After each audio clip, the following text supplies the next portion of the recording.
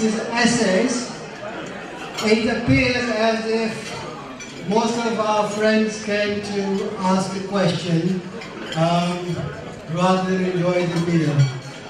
However, whatever questions you have, they will be addressed, and this session will be taken by Dr. Jaleel, and I have pleasure in handing over the mic to him. Please welcome him with a rapturous applause.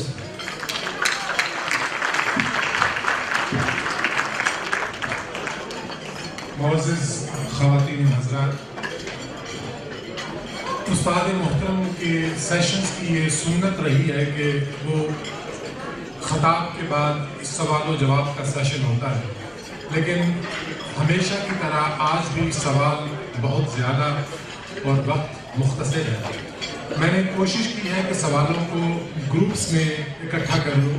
ممکن نہ ہوگا کہ ہم ہر ایک سوال کا جواب دے سکیں، لیکن جہاں تک ممکن ہوا کوشش کریں گے۔ پہلا سوال جو اس لیے پہلا سوال ہے کہ پروفیسر صاحب نے حکم دیا ہے کہ اسے پہلے پڑھا جائے۔ اس طرح کے 5 سوال ہیں، میں ان میں سے ایک پڑھ دیتا ہوں جس نے سوال کیے ہیں، they will understand. Why does God want us to worship Him? Surely, if He is so great, He does not need petty humans to keep telling Him that. The second question is, are we the most important thing in God's eyes? If yes, why? حضرات، یہ قریباً ہر فرد و بشر کے دل میں یہ سوال اٹھتا ہے کہ آخر ہم نے ایسی کیا خوبی دی اور خدا نے ہمیں کیوں پسند کیا۔ اس کا ایک بہت ٹیکنیکل سوال جو ہے، جواب یہ ہے کہ وہ بہت ساری مخلوقات جو اس نے پیدا کی، اس میں از خود اس نے انتخاب کی صلاحیت نہیں رکھی۔ اور جیسے میں نے آپ سے کہا کہ ایک اچھا شاعر جو ہے کسی بدذوق آڈینس سے بڑا بچتا ہے، تو اللہ کو احساس تھا کہ جن لوگوں کی تعریف میری ہو رہی ہے زمین و آسمان میں، اس میں ان کی خود اختیاری شامل نہیں، اس میں ان کا کوئی اختیار شامل نہیں ہے۔ اور جتنا بڑا معزز تخلیق نگار ہوگا، اس کا یہ شوق تو ہوگا کہ کوئی اسے دل سے پسند کرے اور چاہے۔ تو خدا نے کہا کن تو کنزن مخفین، میں ایک چھپا ہوا خزانہ تھا، تو میرا دل چاہا کہ کوئی مجھے جانے۔ جب میرا دل چاہا کہ کوئی مجھے جانے، فَخَلَقْتَ الْخَلَقَ لِيَعْرِفُونِ، تو میں نے مخلوق کو اپنے تعارف کے لیے پیدا کیا۔ مگر مخلوق میں بڑا فرق ہے۔ آپ کو یاد ہوگا کہ جب فرشتوں نے کہا ہم بھی تو انسان سے قابل ہیں، ہمیں وراثت زمین و آسمان کیوں نہیں عطا کی گئی؟ جنات نے بھی کہا کہ ہم بھی تو بڑے انٹیلیجنٹ لوگ ہیں، تو ہمیں کیوں نہیں عطا کی گئی؟ تو خدا ان کو براہ راست ریجیکٹ کر سکتا تھا ان کے کلیم، مگر خدا کو اپنی صفت علم کا اظہار کرنا تھا، اور ارشاد فرمایا وَعَلَّمَ آدَمَ الْأَسْمَاءَ كُلَّهَا، ہم نے آدم کو تمام اسماء سکھائے۔ ثُمَّ عَرَضَهُمْ عَلَى الْمَلَائِكَةِ، پھر ہم نے فرشتوں کو کہا تم بھی لے جاؤ، اس تختی سے سیکھو تم نے کون سی اسماء سے کیا مطالب اخذ کیے ہیں۔ ثم عرضهم على الملائكة فقال انبئوني باسماء هؤلاء ان كنتم صادقين، اگر آپ اپنے دعویٰ میں سچے ہو، اگر آپ ہماری مخلوق سے بہتر ہو، اس نئی مخلوق سے، اور اگر آپ کا دعویٰ ہے کہ آپ حق رکھتے ہو وراثت زمین و آسمان کا، تو پھر یہ جو میں تھوڑا سا ٹیسٹ آپ کو دے رہا ہوں، معمولی سا، یہ جو علم کا ایک معمولی سا ابتدائی سا ٹیسٹ ہے، اس میں ذرا ہمیں کامیاب ہو کے دکھاؤ۔ آپ کو پتا ہے کہ فرشتوں کا جواب بالکل وہی ہے جو آپ ہم کمپیوٹر کے بارے میں لائسنس رکھتے ہیں۔ قالوا سبحانک لا علم لنا الا ما علمتنا، کہا اے پروردگار آپ سچے ہو، ہمیں تو صرف اتنا علم ہے جتنا آپ ہمیں فیڈ کرتے ہو۔ ہم میں سیمولیشن نہیں ہے، اسیمولیشن نہیں ہے، میموری نہیں ہے، ہم اپنی پروسٹیرٹی سے علم حاصل نہیں کر سکتے، ہم اپنی پروجینی کو علم منتقل نہیں کر سکتے، اس لیے ہم اپنے دعوے کی حماقت سے آگاہ ہو گئے ہیں. قالوا سبحانک لا علم لنا الا ما علمتنا انک انت العلیم الحکیم. جب خدا نے ان کا عذر دیکھ لیا, مجبوری دیکھ لی, تو کہا قال یا آدم انبئہم باسمائہم, اے آدم تو بتا تو نے اس تختی کا کیا کیا. فلما انبأہم باسمائہم, فر شروع ہو گئے, زمین و آسمان میں ہر چیز کو ایکسپلین کرنا شروع کر دیا. بڑے شوق سے بتایا کہ ہم نے اس کا نام یہ رکھا, اس کا نام یہ رکھا. تو خدا نے ناز کی اپنی تخلیق پر. وجہ عزت انسان بھی بتا دے. قال عالم اقول لکم انی عالم غیب السماوات والارض وعالم ما تبدون وما کنتم تکتمون. ہم نہ جانتے تھے کہ غیب و شہود کیا ہے, ہم تمہارے دلوں کی بات جانتے تھے, مگر ہم نے اپنے اس انسان کو خصوصی ولیت بخشی تھی, اس کو ہم نے علم بخشا تھا, اور علم ہی کی بنیاد میں ہم نے انسانوں کو سب مخلوقات پہ بلند و محترم کیا. اور خاتون حضرات, اس کے بعد ہی, اس ٹیسٹ کے مکمل ہونے کے بعد ہی اس نے فرشتوں کو حکم دیا, جن میں جنات بھی شامل تھے, اور شیطان جنوں میں تھا, مگر ترقی کرتے کرتے ملائکہ کے درجے کو چھو گیا تھا. تو اس کے بعد کہا اذ قلنا للملائکۃ تو اسجدوا لآدم فسجدوا الا ابلیس. تو حکم دیا کہ اے ملائکہ سب آدم کو سجدہ تعظیم کرو سوائے ابلیس نے, جس نے اپنی ذات کو تفاخر کیا. یہ دوسرا سوال تقدیر کے بارے میں ہے, ڈٹرمنزم اور چوائس. اس پہ کوئی 11 کے قریب سوال ہے. The question which I find more properly or relatively better phrased, I'm going to read that. It is in Urdu. تقدیر اور تدبیر کے فلسفے پر ہی سزا اور جزا کی منطق سمجھ آتی ہے. The law of punishment and reward can only be understood if we have got some kind of choice, and this is on which our whole life is based. How can you explain the reward and punishment if we don't have any choice?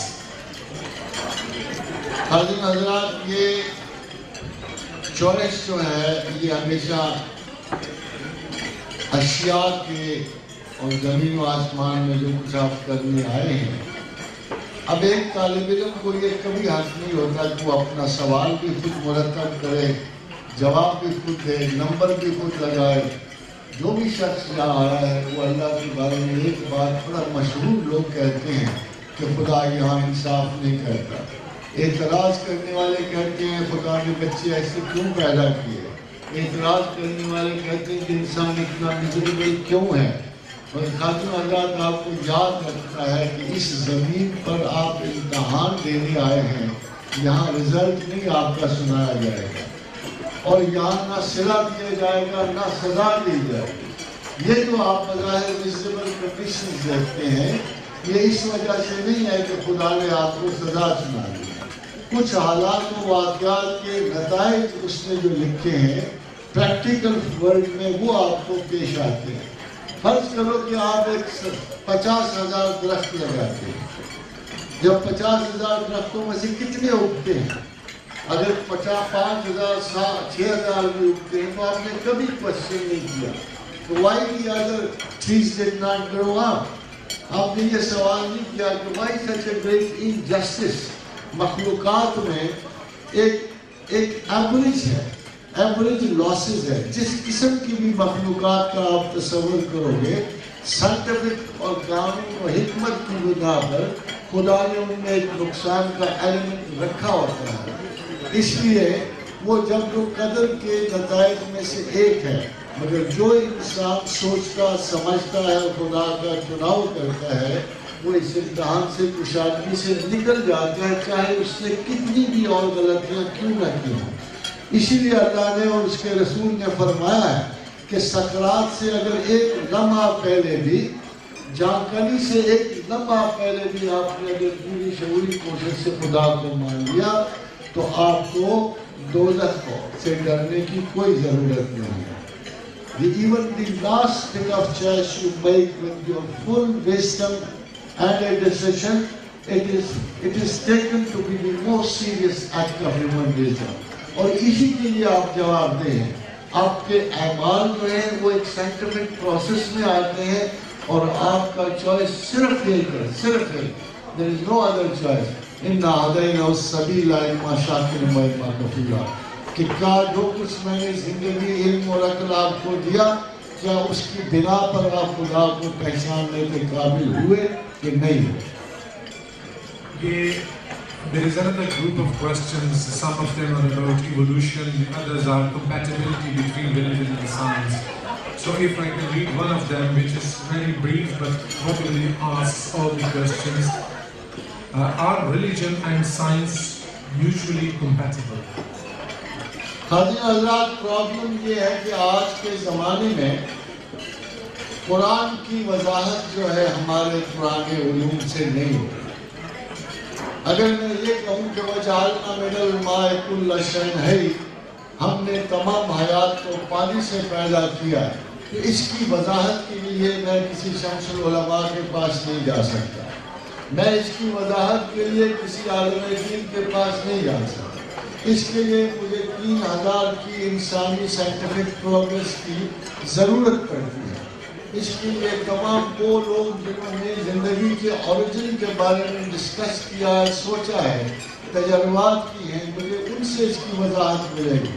اگر خدا نے یہ کہا کہ اولم یری الذین کفروا how dare you deny me ان السماوات والارض کانتا رتقا ففتقناهما.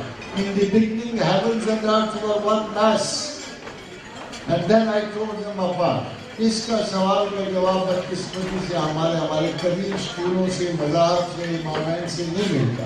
اس کا جواب کوئی بہت بڑا سائنسدان ہی دے سکتا ہے, اور اس کا جواب شاید بگ بینگ کی شکل میں ایک متفق علیہ سائنسی تھیسس کی صورت میں ہی آ سکتا ہے. اگر آپ کسی بھی مسجد میں چلے جائیں, کسی بھی دانشوری مذہبی اسکول میں چلے جائیں, تو آپ کو یہ جواب نہیں ملے گا, کیونکہ مذہب نے بدقسمتی سے there was no church in Islam. مگر مذہب کے اب ایسے گروہ پیدا ہو گئے, ایسے علماء پیدا ہو گئے جنہوں نے علم دین کو دنیا سے علیحدہ کر دیا. حالانکہ خدا کہہ رہا تھا کہ ربنا ما خلقت ھذا باطلا, ہم نے دنیا میں کوئی چیز جھوٹ اور غلط پیدا نہیں کی, بلکہ ہر چیز اشارتاً کنایتاً ثبوتاً اللہ کی طرف جاتی ہے. اسی لیے میں نے بہت پہلے کتاب میں لکھا تھا کہ قرآن کتاب تخلیق ہے اور سائنس کتاب تحقیق ہے. ہم اس کے بغیر کبھی بھی اپنے ارد گرد کائنات کو اور حکمت الہیہ کو نہیں سمجھ سکتے. سائنس کا اور قرآن کا کوئی اختلاف نہیں ہے. ایز سچ انسان نے اللہ کی حکمتوں کو نمایاں کرنے کے لیے اور اس کو بیان کرنے کے لیے جو حقائق اور شواہد کی بنا پر فیصلے کیے ہیں وہ قرآن کے مطابق ہیں, اور قرآن ابھی بہت آگے تک جاتا ہے. بہت سارے فیصلے ابھی سائنس نہیں کر پائے. ایک معمولی سی بات ہے کہ سارے سائنسدان, سارے مفکرین ٹائم کو فائنائٹ کہتے ہیں, مگر قرآن حکیم ٹائم کو فائنائٹ نہیں, انفینٹ نہیں بلکہ فائنائٹ سمجھتا ہے. آپ جہاں بھی قرآن میں وقت کا ذکر پڑھیں گے تو یہ لکھا ہوگا کہ کل یجری الی اجل مسمى, وقت مقررہ ہے. جہاں بھی آپ ٹائم کا ذکر دیکھیں گے وہ وقت مقررہ کی خبر دیتا ہے. There is no infinity in the eyes of God about time, بلکہ ہر چیز کا پیمانہ ہے تو اس نے زمان و مکان میں لکھا ہے. اور یہ بہت بڑا اختلاف ہے جو سائنسدانوں میں اور اللہ کے درمیان ہے. اللہ سچا ہے اور یقیناً کچھ عرصے کے بعد سائنسدان بھی اس بات کی تصدیق کریں کہ زمانہ جو ہے وہ انلمیٹڈ نہیں ہے, انفینٹ نہیں ہے, بلکہ اسی طرح محدود ہے. اور اسی طرح جیسے سائنسدانوں نے باقی خدا کے فیصلوں کی تصدیق کی ہے, ایک دن اس بڑے فیصلے کی بھی تصدیق ہے. This is another group of questions I'll read it. I agree that people should promote Allah's mercy so that if they sin, they do not lose hope that they can still go to heaven and that Allah will forgive them. However, is there not a risk that people will ignore Allah's rights and people's rights And for example, people have come to this Islamic talk but may have missed their salah, which was fun. So will this message not promote more heedlessness? खादिम हज़रात, हम में एक तबका है बड़ा मखसूस जो अल्लाह की जगह हमें सवाब और अज़ाब देता है। हमें अल्लाह अगर इनायत से, अपने इनायत और करम से निजात की खबर देता है तो people who are very rigid and restricted in their approach about human calamities, personalities, वो हमें ये खबर देते हैं कि आपको सजा होगी। अगर खुदा हमें ये कहे कि हमने हर सूरत आपको सजा देनी है तो हमें उससे कोई गुरेज नहीं। मगर जब खुदा कहता है कि मैंने हर सूरत तुम्हारा हर गुनाह माफ़ करना है तो मैं अपनी तरफ से तो खबर नहीं दे रहा। अगर मैं अमाल को इस बिना पे न करूं कि खुदा इतना मेहरबान है कि मेरी खता माफ़ कर देगा, तो मुझे उसका सबूत तो कुरान और हदीस से मिल जाता है, मगर मेरा आलिम मुझे नहीं देता। उसको जिद है कि मैं ज़रूर कुछ न कुछ अमल करूं, चाहे जो मर्जी। अब देखिए, मैं आपको कुरान सुनाता हूँ, हदीस भी सुनाता हूँ। आप फैसला कीजिएगा कि अल्लाह क्या कहता है और मेरे मोहल्ले का मुल्ला क्या कहता है।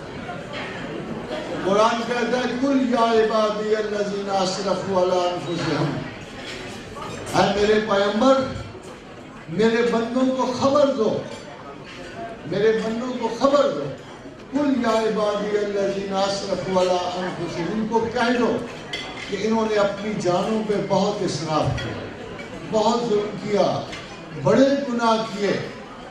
मगर उनसे कह देना कि एक सबसे बड़ा गुनाह न कर बैठना, ला तक़नतू मिन रहमतिल्लाह, मेरी रहमत से मायूस न होना। यानी अगर तुम्हारी जिंदगी से फर्क ताब कदम, सर ताब पा, every inch is a sin, it's not a bigger sin. The bigger sin is that you refuse to accept there is somebody up there who forgives all the sins, whatever you have done. कुल या इबादी अल्लज़ीना अस्रफ़ू अला अनफुसिहिम ला तक़नतू मिन रहमतिल्लाह।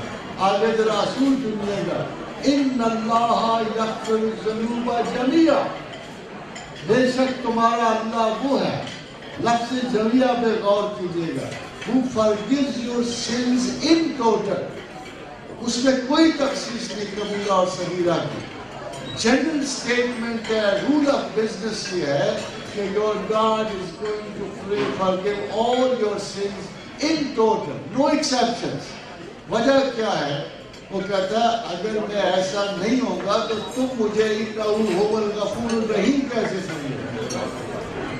अगर मैं तुम्हारे सारे गुनाह नहीं बख्शूंगा और तुम मुझ पर ये गुमान नहीं रखोगे कि मैं गफूरुर रहीम हूँ, तो फिर मेरी अपनी सिफात में खलल आ जाता है। खातिम हज़रात, आपको एक मजे की खबर दूँ कि जब ये कुरान की आयत उतरी तो मदीना में असहाब एक दूसरे को मुबारकबाद देते।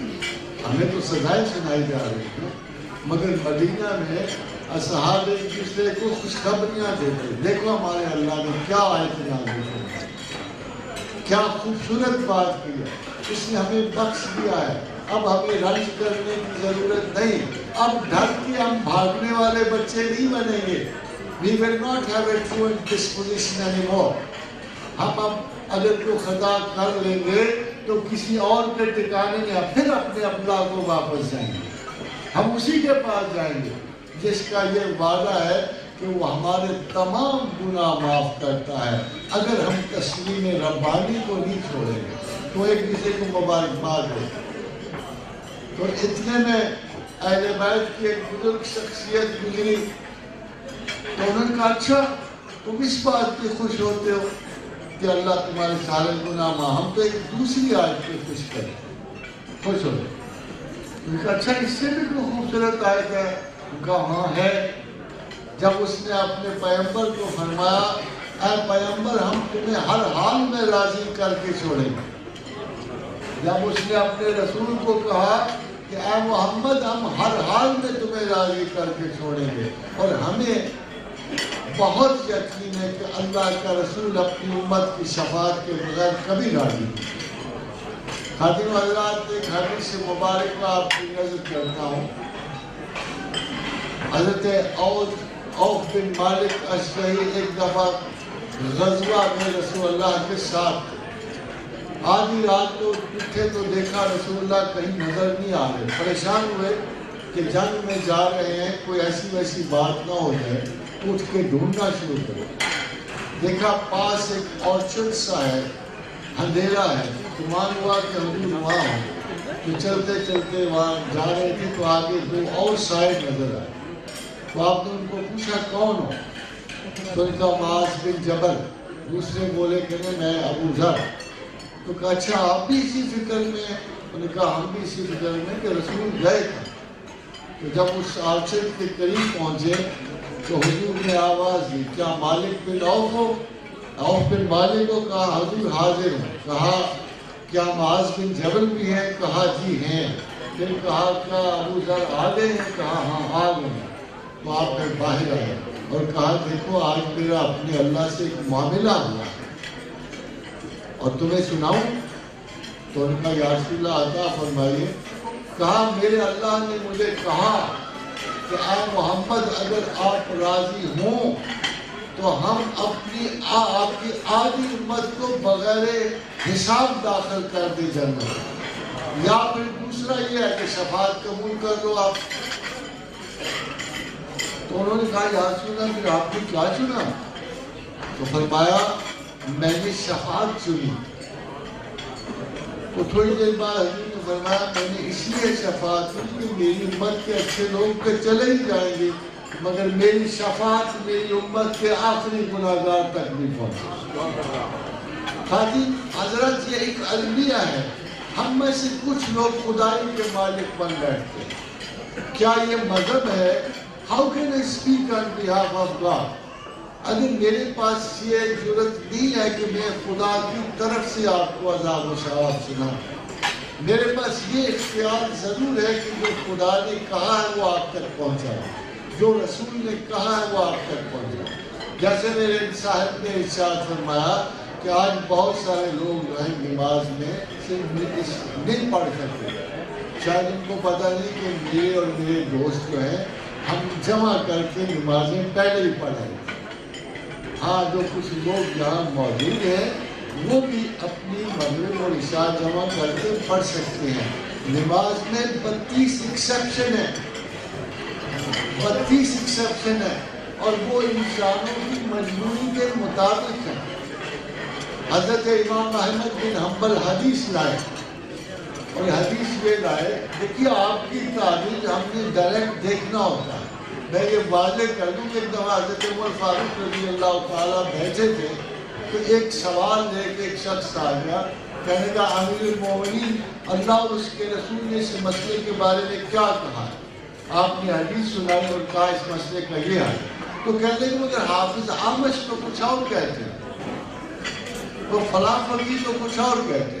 حضرت عمر نے 2 کوڑے نکالے اور اسے لگائے اور کہا بے وقوف تمہاری یہ پریفرنسز ہے, میں تمہیں خدا اور رسول کی بات بتا رہا ہوں, تم اپنے حافظ کی بات بتا رہے ہو مجھے.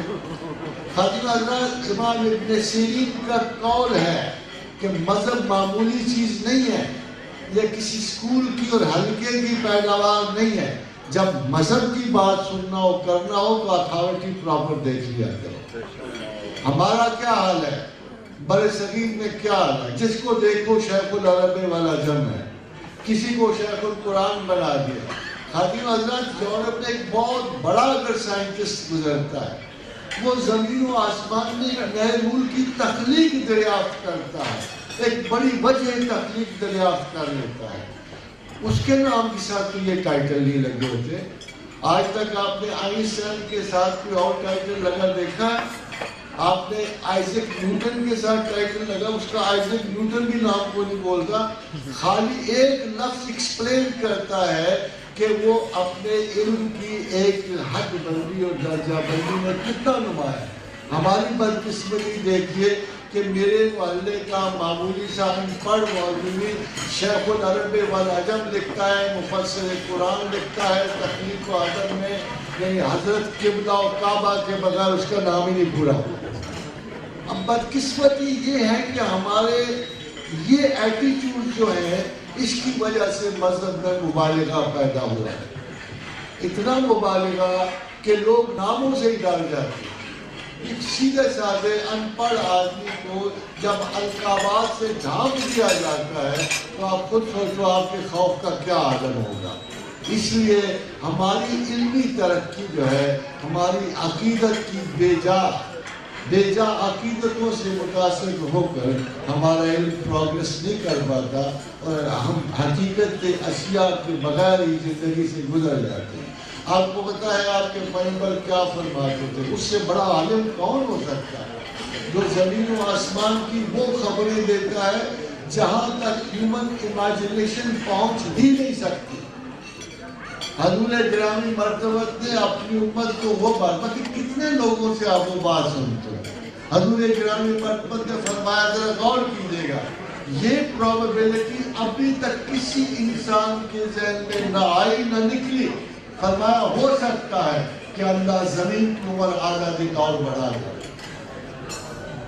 Can you ever imagine کہ کسی انسان نے یہ پروبیبلٹی بھی کبھی ڈسکس کی ہو جو آپ کے رسول نے بتائی ہے کہ ہو سکتا ہے کہ اللہ زمین کی عمر آدھا دن اور بڑھا دے. پوچھا یا رسول اللہ آدھا دن کتنا؟ فرمایا 500 برس. This is your prophet who is giving you a very strange probability کہ زمین فکس نہیں ہے, زندگی فکس نہیں ہے, آثار و حالات فکس نہیں ہے, کائنات فکس نہیں ہے. آپ ایک موت کے بارے میں کتنے متردد ہوتے ہو کہ وقت مقررہ ہے, مگر کیا اس کے لیے بھی مقررہ ہے جس نے وقت مقرر کیا ہے؟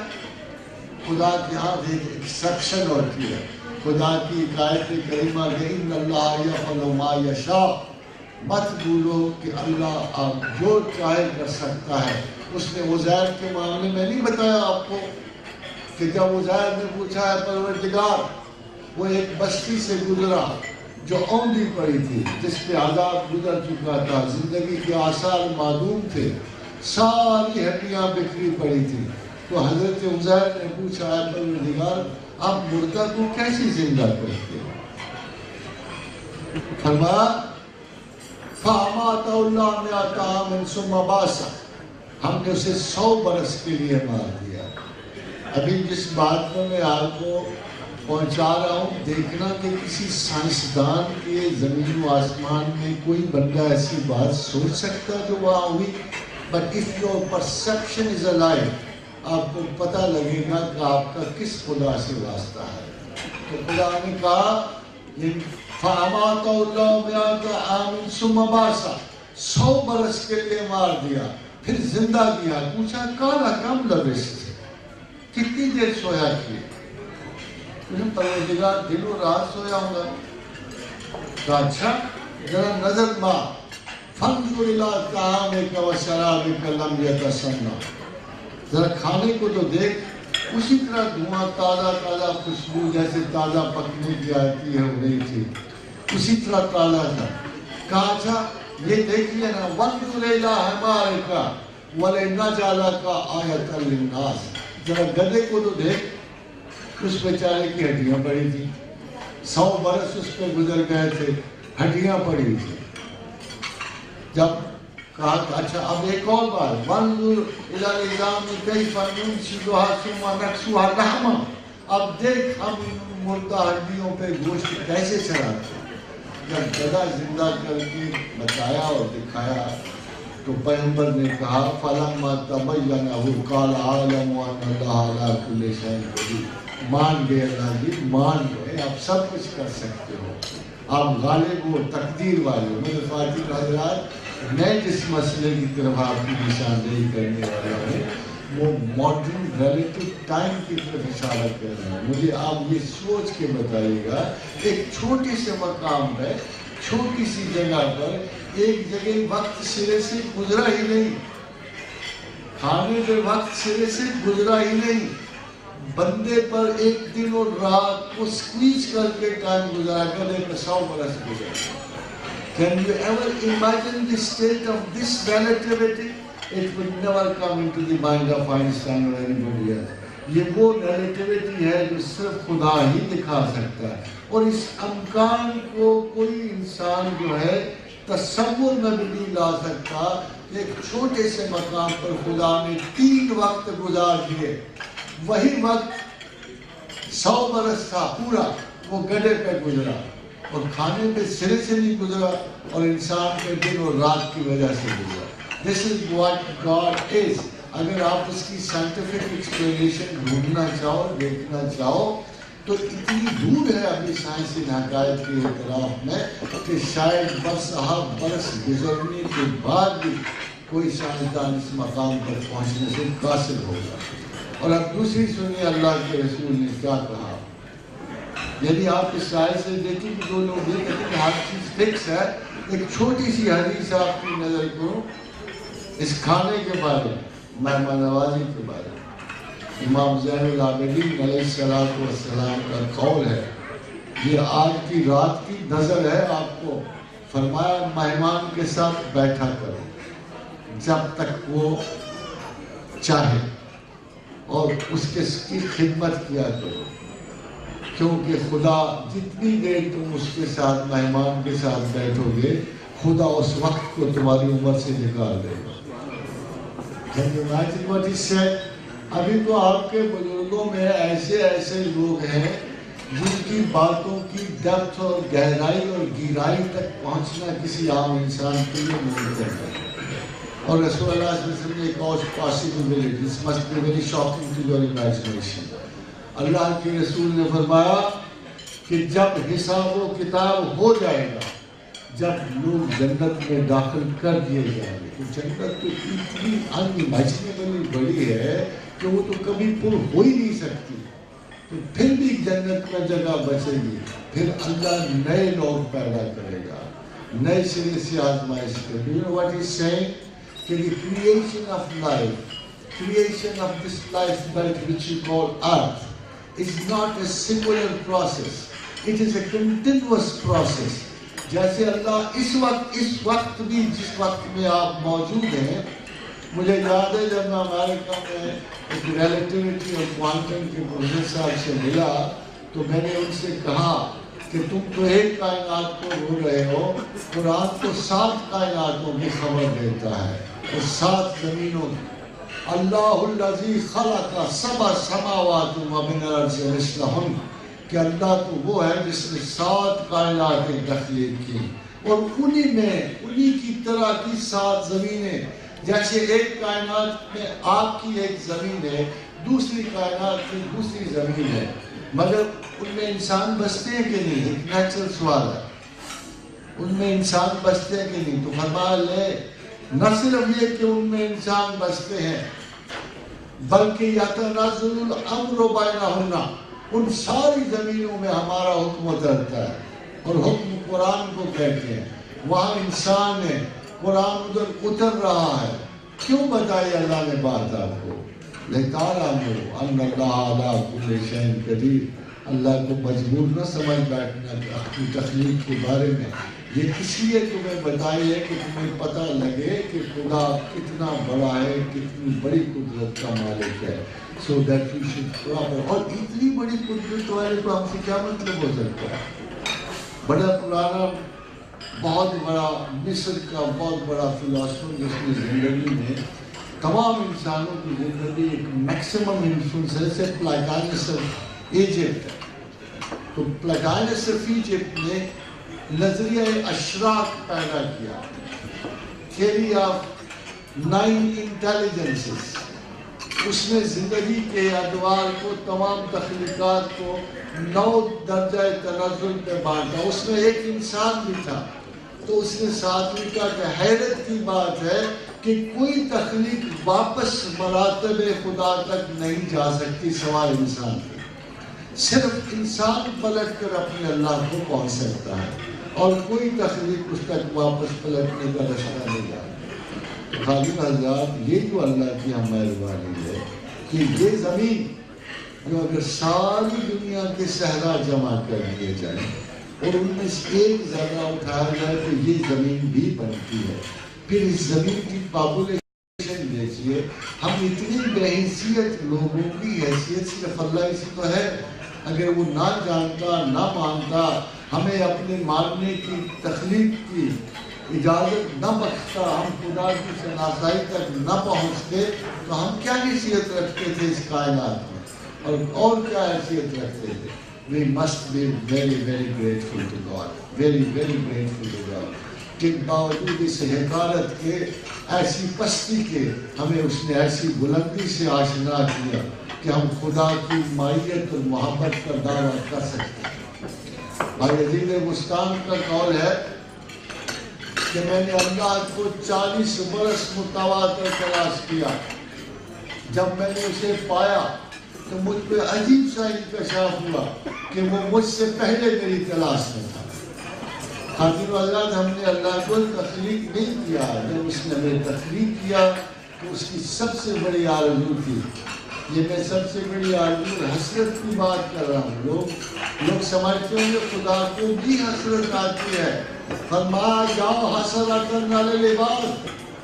اے لوگوں مجھے حسرت آتی ہے کہ میں تمہارے لیے اتنا کچھ کروں, میں تمہارے لیے بگ بینگ کر دوں, میں تمہارے لیے تخلیقات زمین و آسمان کروں, میں تمہارے لیے لائف بیڈس تخلیق کروں, تمہارے لیے زمین آباد کروں, تمہاری ضرورت کی اشیاء اس میں رکھوں اور پھر تمہیں ہر ایک شخص کو عقل و ہدایت دوں, روشنی بخشوں.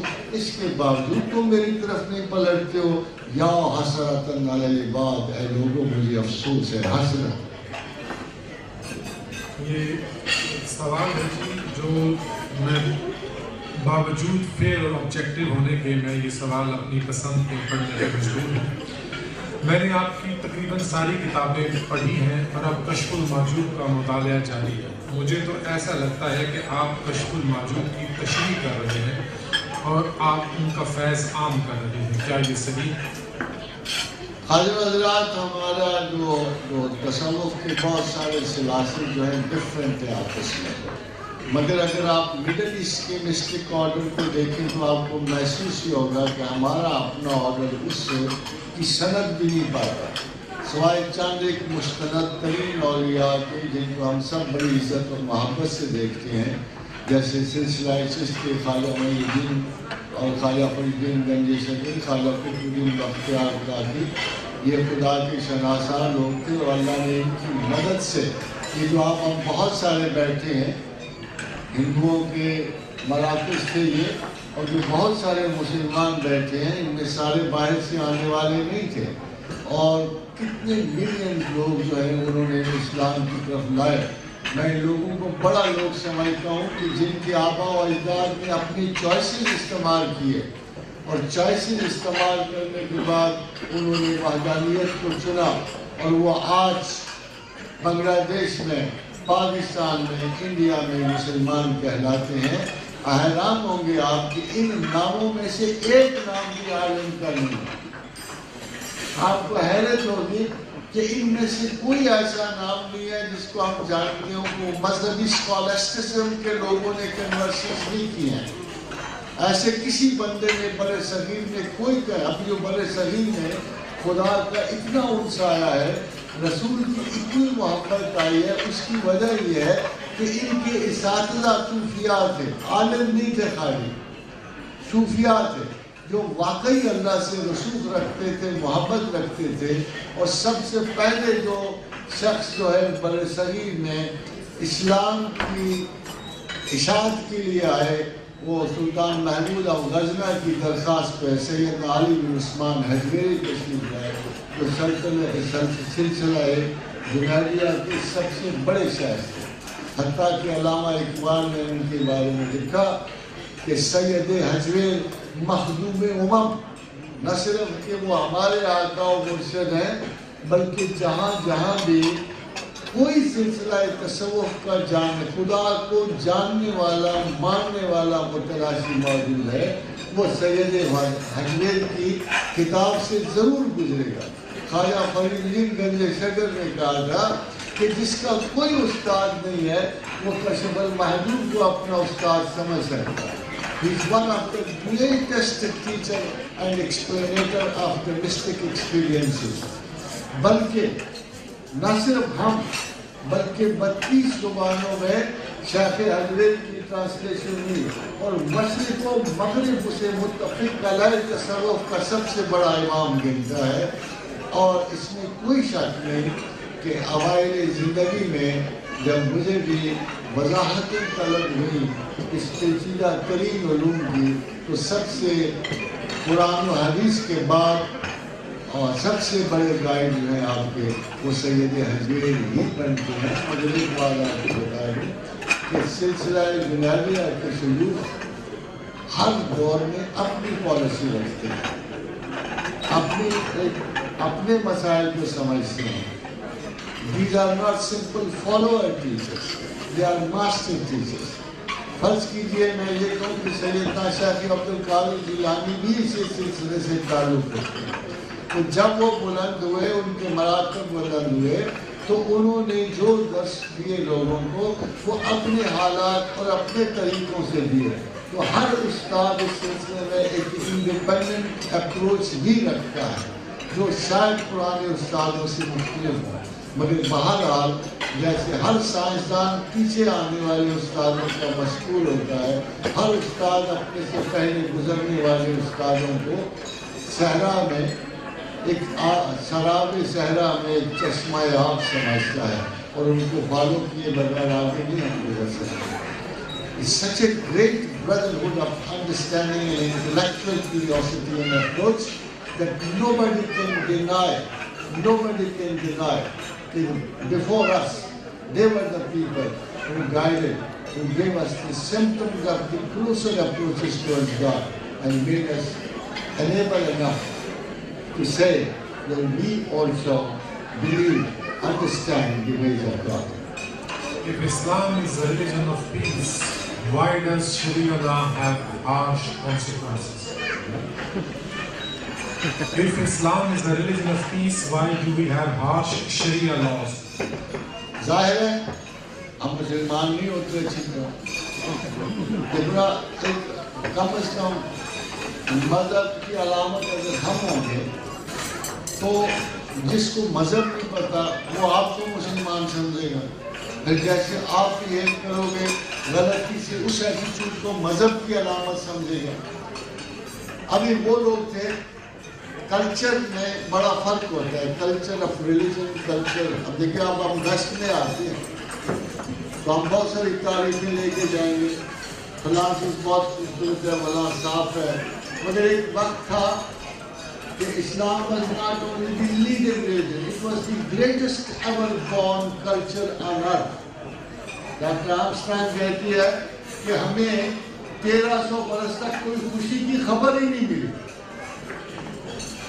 She is an anthropologist, historian.